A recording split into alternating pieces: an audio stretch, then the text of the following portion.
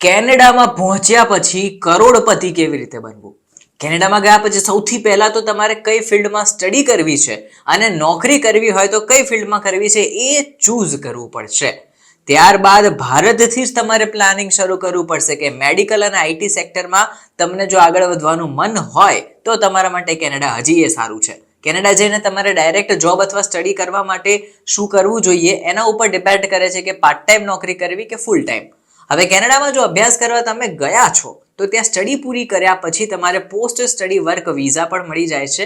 એ કેવી રીતે લેવા અને વિદ્યાર્થીઓએ આ દેશમાં કઈ ફિલ્ડ સૌથી બેસ્ટ છે જેમાં કારકિર્દી બનાવવી એના ઉપર આપણે નોંધ લઈએ, કારણ કે અત્યારે કેનેડામાં જોબ ક્રાઇસિસ છે પણ કેટલાક ફિલ્ડ એવા છે જ્યાં હજુ પણ નોકરીની તકો છે. કેનેડામાં જો મેડિકલ ફિલ્ડમાં તમારે કારકિર્દી આગળ વધારવી હોય તો તમારે સારા એવા ડોલર છાપી શકો એવા સર્જન પણ બનવું પડશે. એટલે કે સર્જન બન્યા પછી તમે એવરેજ વાર્ષિક કમાણી તમે કહો ને તો $2.82 લાખ એટલે કે 1,70,00,000 રૂપિયા તમે કમાતા થઈ જશો. વળી કાર્ડિયોલોજિસ્ટની વાત કરીએ જો તમે એ ફિલ્ડમાં આગળ વધો તો $2,80,000 વાર્ષિક કમાશો, એટલે કે વાર્ષિક 1,60,00,000 રૂપિયાની આવક તમારી થઈ જશે. હવે બીજી બાજુ ડેન્ટિસ્ટને પણ અહીં સારો એવો પગાર મળે છે. તેઓ વાર્ષિક એવરેજ $2 લાખ જેટલા કમાતા હોય છે.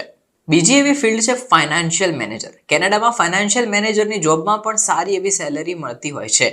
તે કેનેડામાં વ્હાઇટ કોલર ટોપ પેઇંગ જોબની યાદીમાં પણ આવે છે. આથી કરીને કોમર્સ બેકગ્રાઉન્ડના સ્ટુડન્ટ્સ માટે ફાઇનાન્શિયલ મેનેજર બનવું ઘણું લાભકારક નીવડે છે.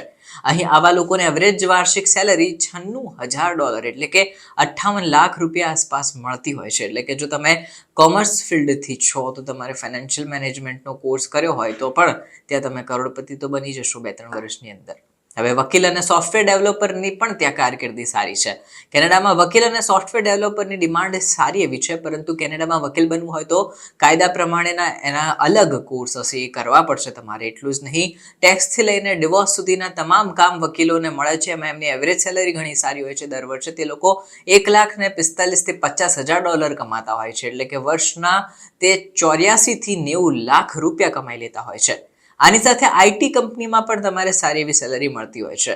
અહીં સોફ્ટવેર એન્જિનિયરિંગ મેનેજરની સેલરીની વાત કરીએ તો $1,50,000 આસપાસ હોય છે, જેને રૂપિયામાં કન્વર્ટ કરીએ તો એ 90 થી 95 લાખ રૂપિયાની આસપાસ થતા હોય છે. એટલે કે વકીલ હોય, મેડિકલ ફિલ્ડ હોય, આઈટી ફિલ્ડ હોય, એમાં તમારી કારકિર્દી ઘણી સારી એવી બની શકે એમ છે. હવે ત્રીજી વાત આવી એન્જિનિયરિંગ અને ચીફ માર્કેટિંગ ઓફિસરની. કેનેડામાં ઇલેક્ટ્રોનિક્સ એન્જિનિયરિંગની પણ ડિમાન્ડ ઘણી સારી એવી છે.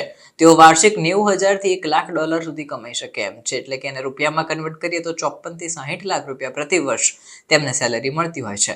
વળી એરોસ્પેસ એન્જિનિયરિંગની વાર્ષિક સેલરી $1,10,000 સુધીની હોય છે, જેને રૂપિયામાં કન્વર્ટ કરીએ તો તે 66 લાખ આસપાસ વાર્ષિક પેકેજ તેનું હોય છે. આની સાથે સાથે કેનેડામાં ચીફ માર્કેટિંગ ઓફિસરની સેલરી પણ ઘણી સારી એવી હોય છે. તેઓ વર્ષે $1,09,000 કમાઈ લેતા હોય છે, જેને 65,000 રૂપિયા આપણે જો કન્વર્ટ કરીએ તો એ વાર્ષિક મળતા હોય છે. હવે લેબર ફોર્સ સર્વે LFSના ઓફિશિયલ ડેટા પર નજર કરીએ તો ઓક્ટોબર 2023 સુધીમાં કેનેડામાં પ્રતિ મહિના સુધી એવરેજ સેલરી લગભગ $5,404 હતી. એટલે કે $3,25,000 આસપાસ કેનેડિયન ડોલર પ્રમાણે પ્રતિ માસ લોકો કમાતા હતા.